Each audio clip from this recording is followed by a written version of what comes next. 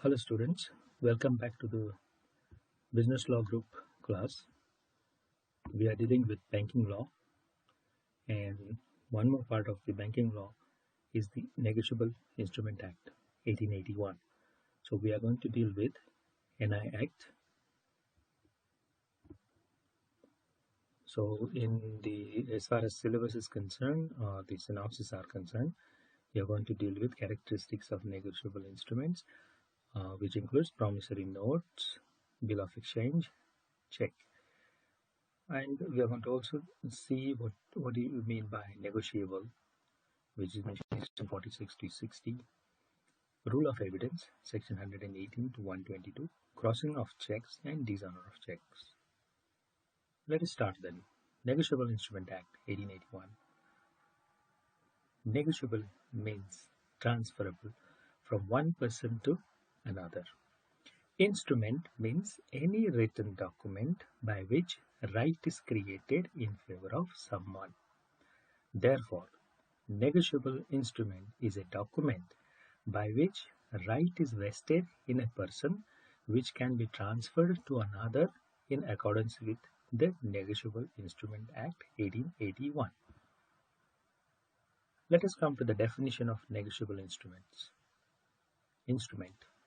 Section 13 of NI Act defines negotiable instrument. It means a promissory note, bill of exchange, or a check payable to order or to bearer. Then let us see the main features of negotiable instruments. An instrument is called negotiable if it possesses following features. Now, what are those features? Number one, it should be freely transferable. Holder's title must be free from any kind of defects. Holder can sue in his own name. Negotiable instrument can be transferred infinitum, that is, any number of times. And lastly, negotiable instrument is subject to certain presumption. So if all these features are there in a particular negotiable instrument, then it can be called as negotiable instrument, and which can be transferable. Let us go ahead. Promissory notes. The first negotiable instrument that we are going to deal with is promissory note. It is defined under section 4, which says it is an instrument in writing not being a bank note or currency note, which contains an unconditional undertaking. It is signed by the maker to pay a certain sum to or to the bearer of a certain person or to the bearer of the instrument. Examples of promissory notes. A signs instruments in the following terms. A is a person. He signs the instrument in the following terms. Number one, he expresses in writing, in that note, he says, I promise to pay B. That means A promises to pay B, or order. Order in the sense, whoever is the agent of B, whoever may be the bearer of that particular document or authorized holder. Order rupees 500. This is the correct way of acknowledging the debt in promissory note.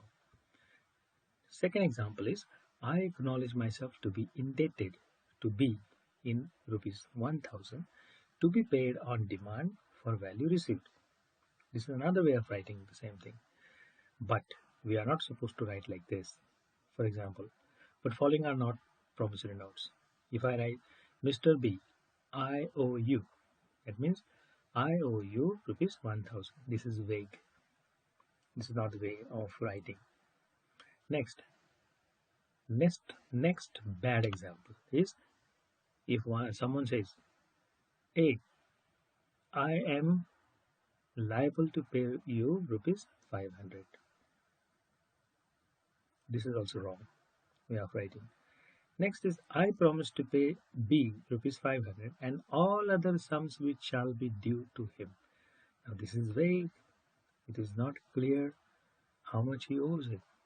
So these kinds of language cannot be used in any kind of promissory note. Let's go ahead. What are the essential characteristics of promissory notes? It should be in writing. It should contain promise to pay. It must contain an unconditional promise to pay. Let us see the specimen of promissory notes. The promissory note has to be drafted in this fashion. To the left top corner, you must write the amount you owe. To the right top corner, you will have to write your address, where you belong from, the date, and the body of the document or the instrument will be like this: 6 months after date.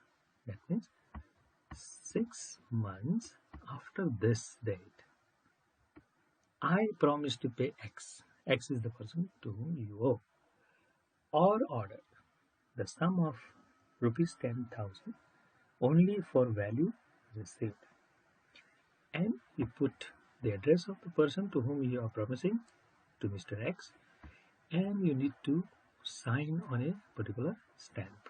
It depends on how much amount it is. Let's go ahead. Let us go to the next negotiable instrument,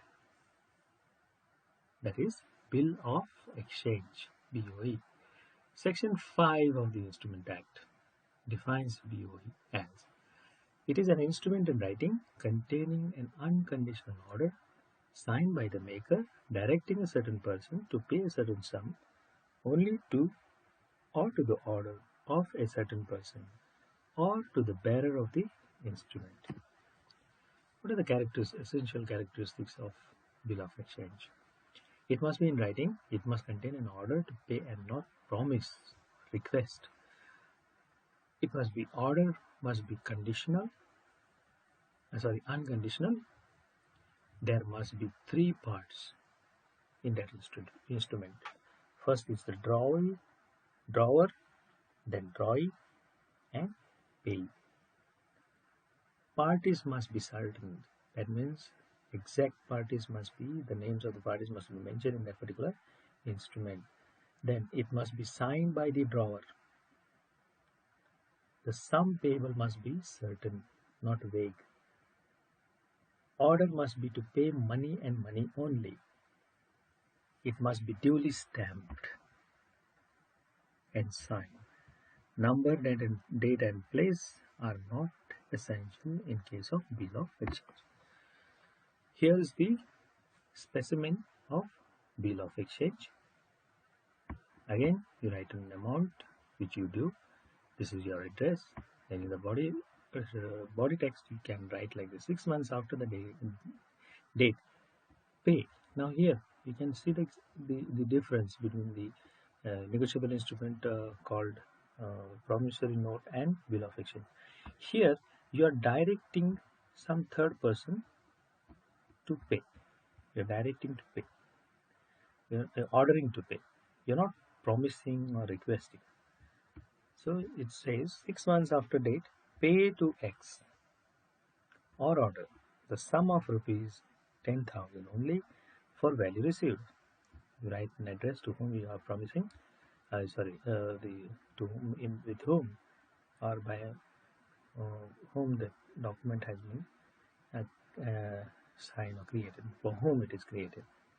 Then you need to have a stamp here, and your signature will be there on that particular stamp. Let's go ahead. We come to the third kind of negotiable instrument, which is called as cheque. Section 6 defines cheque as: it is a bill of exchange drawn on a specified banker and not expressed to be payable otherwise than on demand. Now, recently we have been also dealing with the electronic form of a cheque. A cheque in electronic form means which contains the exact mirror image of a paper cheque and is generated, written, and signed in a secure system ensuring the minimum safety standards with the use of digital signature and asymmetric crypto system.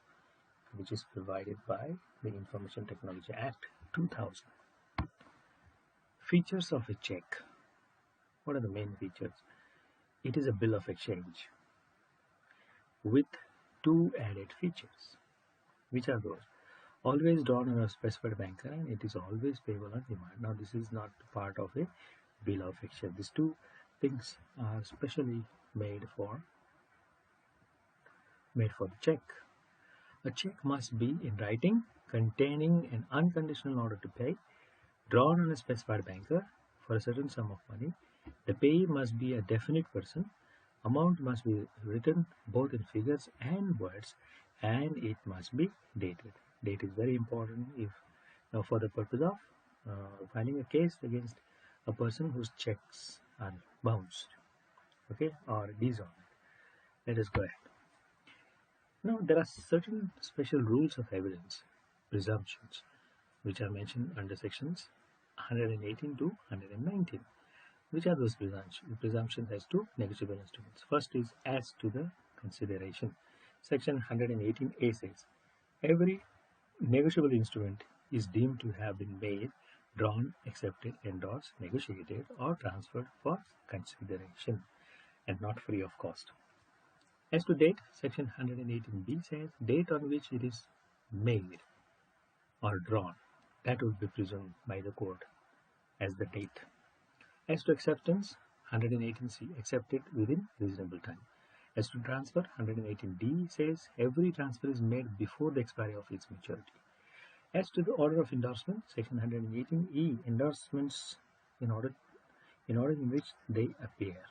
That means for how many times the instrument has been transferred from one person to another. So there must be a chronological order, and then the transfer will be determined due to the arrangement of the transfer.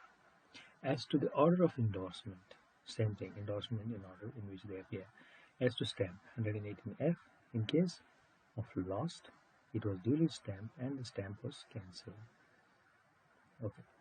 As to holder in due course, 118G says, holder is a holder in due course. Presumption on proof of protest, section 118, on proof of protest, court will presume that the instrument was duly presented for payment and it was not accepted or paid, or it has been dishonored. Next, estoppels created by the Negotiable Instrument Act, section 120 to 122. Estoppel against denying original validity of the instrument. Section 120 says no maker is allowed to deny this in the court. So suppose I have made the instrument, I cannot deny later that I had not issued any promissory note or whatever. Next, estoppel against denying capacity of payee to endorse, section 121. No maker is permitted to deny this. Estoppel against denying signature or capacity of prior party, section 120 deals with that. No endorser of negotiable instrument can be permitted to deny this. Now let us see the examples or the specimen of crossing of checks. Section 123 deals with this particular aspect. It is an element of safety. Types of crossing. Crossing implies the addition of two parallel transverse lines. Specimen of crossing are of two types, general crossing and special crossing. In general crossing, either you draw just two parallel lines, cross the check, in the left top corner, not across completely. You can either have blank lines or write the name of the company to whom it is, in whose account the money will go. Next, we have special crossing. That means you write the name of the bank or you write the name of the person to whom you are transferring the money. Next, what do you mean by dishonor of check? In the following cases, banker may dishonor a check. These are some of the examples in which a banker can refuse to pay, where the check is post-dated, refusal to honor before the due date, not liable, where the funds of the customer are insufficient, where a check is not duly presented. In case of joint account, when check is not signed by all parties, where check is irregular and ambiguous or materially altered, where check is presented after a period of 6 months from the date it bears. So delay presentation of check for encashment. Next is answers generally given by the bankers for not honoring a check. RD means refer to drawer, NS means not sufficient, NE means no effects, NF means no funds, EI means endorsement irregular, ENC means effects not clear, irregularly drawn requires confirmation. DD, that is drawer deceased, when a drawer is no more, bank cannot honor your check issued by that person. WNFD, that means words and figures differ, they are not same. So those are the examples of refusal to pay or honor the check by the bank. Penalty for dishonor of check. Section 138 to 147 deals with with this provision. The main object is to provide stringent punishment for issuing checks which bounce on account of insufficiency of funds. Penalties are drawer exposes himself to imprisonment up to 2 years, or fine which may be up to twice the amount of the check, or with death. Essential conditions. Essential condition: check must have been issued for discharge of legally enforceable debt. Should have been presented within a period of 6 months. Bank should have returned it on the ground of money insufficiency or amount of check exceeds the credit arrangement. Within 30 days from the dishonor of check, the payee must make a demand on the drawer in writing for the amount. Drawer should fail to pay within 15 days from the receipt of said notice. Payee must make a complaint in writing within 1 month from the expiry of 15 days period referred above. So after 30 days of dishonor, the person to whom the money is supposed to be paid files a written complaint, okay, written notice. Drawer should fail to pay within 15 days. So 15 days notice must be issued by either by the client or by the banker, and then yeah, okay, pay banker, anyone in whose favor the check has been drawn, and then pay must make a complaint writing within 1 month from the expiry of the 15 days period referred above. What do you mean by holder? Holder in due course and holder for value. Holder means in case the instrument is payable to order, it may be negotiated by endorsement coupled with delivery, and endorsing becomes the holder. There are 3 categories of holders, namely holder, holder in due course, and holder for value. What are the essentials to be called as holder? What qualification should be there for a person to be called as holder? He should be entitled in his own name to the possession of the instrument, should have the right to receive or recover the amount, have parties thereto. Then holder includes the payee, the bearer, or the endorsee. Right of the holder. He can the rights a conversion of endorsement in blank into endorsement in full. So thank you class for listening patiently. See you then in my next video. Thank you.